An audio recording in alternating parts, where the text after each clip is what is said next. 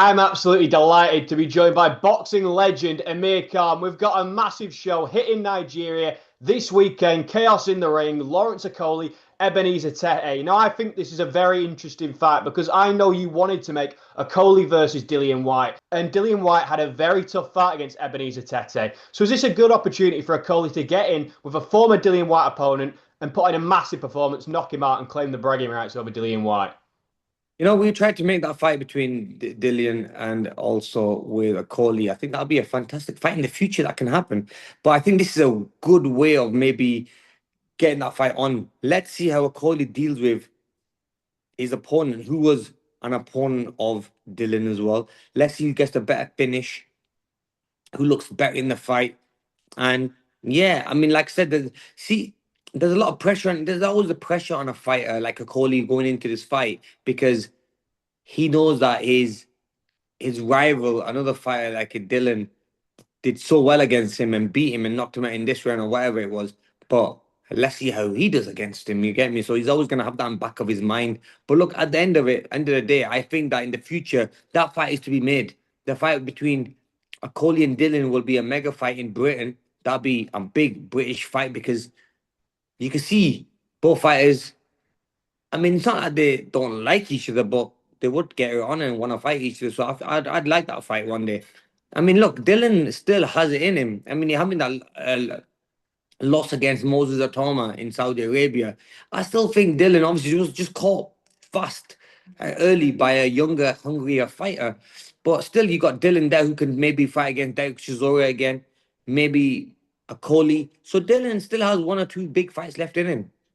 100%. And Okolie isn't the only big heavyweight featuring on this card. We've got Tony Yoka. Give me a little breakdown of his fight with Patrick Corte. So listen, Tony Yoka is a fantastic fighter. All right, I've been in training camp with him, and I was a fighter myself. We trained with Virgil Hunter, and Tony was running with me, training with me. He's an athlete. He is a solid guy. He reminds me a little bit of AJ. He's the Olympic gold medalist. He's an athlete. He can run, he can sprint, he can do circuits, like he can move, he can box, he can punch hard. He's got everything. I just feel that no one's taken that out of him yet. You know what I mean? He's not had time to show how good of a fighter he is. He is a dangerous fighter, is him, and also he's one thing I can say about him is Tony is the type of guy that you have to put him under pressure to get the best out of him. I've seen that in sparring. Otherwise, he'll just box and be smart and hit and move and just win. You know what I mean? But you have to get him out. You have to push Tony to get the best out of him. And I think this may be a good fight for him to show that, look, he's fighting in Africa. There's no excuses. These guys are fighting in front of their hometown, home country, home people. You know what I mean? Their families.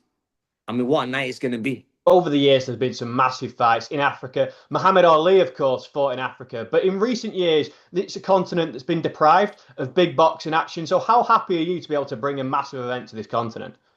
You know what, James? I'm really happy to do this because there's a lot of people forgot about Africa. A lot of people never really trusted their work being there. And we've gone there and we've said, look, we're going to put on shows there. It is hard. Look, Ghana was the first one. Since we've gone there, obviously Eddie Hearn's gone there. There's a big fight happening on the weekend there. So, you know what?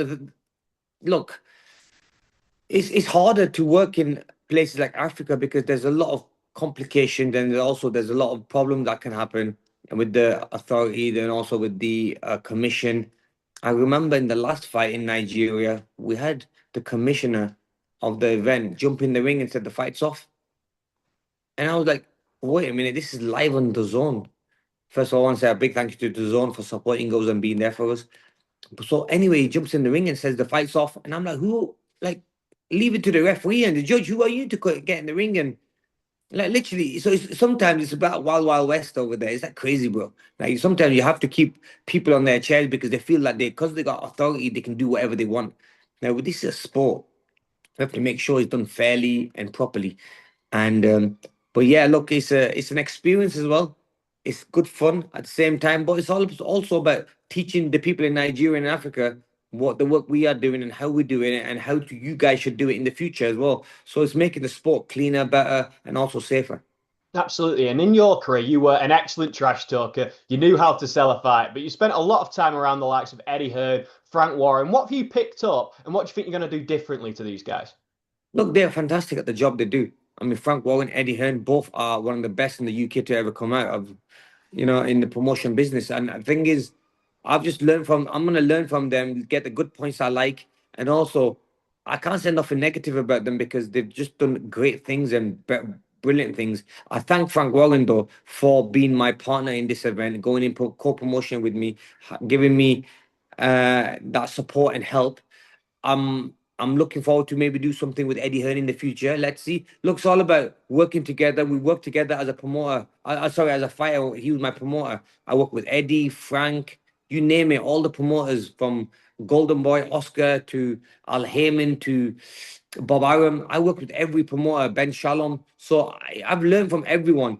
But it'd be nice now to reverse that and make that into a we both become promoters together and co-promote shows together and put on great performances and events on for the fans. And as this promotion grows, you're going to give so many fighters massive opportunities to headline big events. And it's just been the 15-year anniversary since your fight with Marcos Maidana. I've got to ask you about it. One Wow. of the greatest victories ever by a British fighter on away soil. So tell me about that performance, what that moment was like when you landed that crushing body shot. Yeah, that body shot was what slowed him down, which was, I thank God I had landed something like that because he was a guy that just didn't want to stop. He was like a machine, keep coming forward, coming forward. I hate him with everything, but the guy just kept coming and he was so powerful and strong. I mean, it's a fight that you don't want too many of in your career because it does take a lot out of you.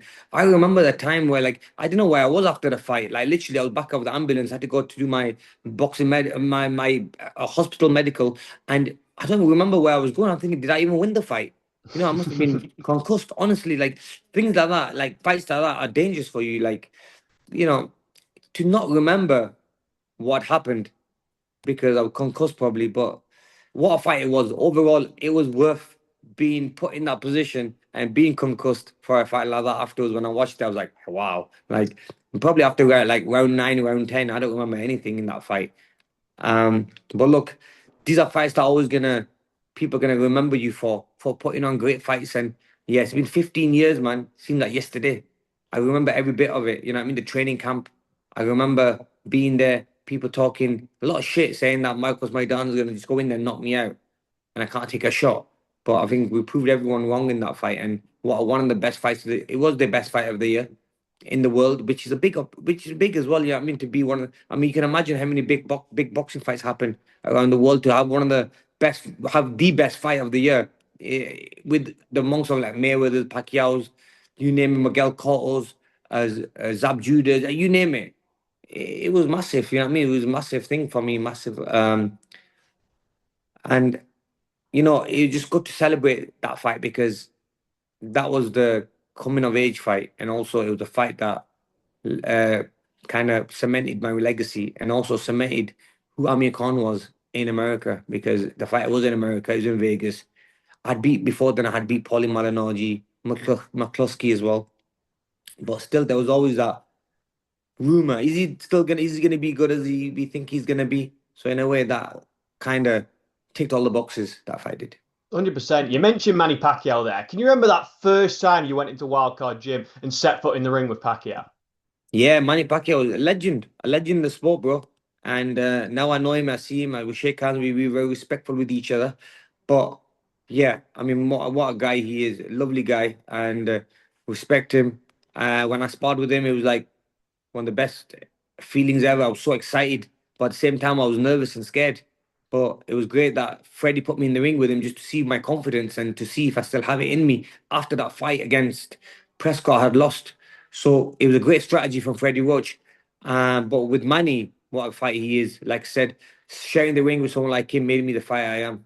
Obviously, you've done so much in your career, Amir. You've gone around the world. You've won an Olympic silver medal. You've won world titles. You nicked the Yeah. strawberries and I'm a celebrity. You've done so much. But what is the craziest moment or memory from your career, Amir? Look, honestly, every bit of it's been amazing. I've had great things in the ring, outside the ring. Experiences have been awesome. Going to different training camps. I do miss it. Don't get me wrong. I miss going to these training camps, going to the likes of Omaha, Nebraska, Colorado Springs, going to Las Vegas training, Los Angeles. I mean, I went everywhere, bro. But listen, every bit of it, I've taken everything out of it. I've done my book. I'm now in talks of doing a movie about my life because so much has happened. You know what I mean? But I've loved every bit of it. It's been an experience, and It's hard to say. I can't just pinpoint one occasion that I love. It was all amazing, and the people I met around that as well were amazing. The coaches, my friends I made, my dietitian, my cooks, my masseuses, like everyone. It was a team thing, which I realized one thing now is that in life, if you want to succeed, you need a good team. And I had a good team that made me succeed. Absolutely. You mentioned that you made a lot of friends along the way there. Somebody who I know that you became pals with is Terence Crawford. After your fight, you ended up sparring together. He announced his retirement last night at the time of recording. So, can you tell me a little bit about just how good he was, what those sparring sessions were like? We had great sparring sessions. Obviously, we fought each other as well. I mean, the guy was one of the best ever to come out of America. I mean, the world. I mean, when in boxing, you can say pound for pound, one of the best. Someone that really, in my opinion, doesn't get the recognition for how good of a fighter he was. Maybe come late a little bit, but people kind of recognized him a little bit late. But big thanks to Turkey Sheikh there for giving him those big fights because he wasn't really a big seller.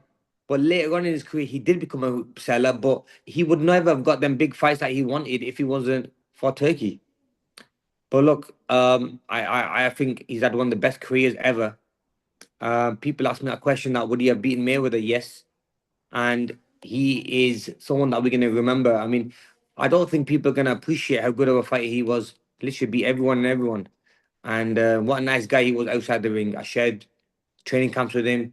He was so hospitable, caring, loving, good family man, good father. I mean, yeah, man. I mean, he's someone that inspired me as well. I mean, to be a great fighter, but at the same time, to be that respectful person outside the ring as well. Because a guy like him, who's on top of the world, and I met him just met him 4 or 5 days ago in Dubai. I was with him. He's always loving.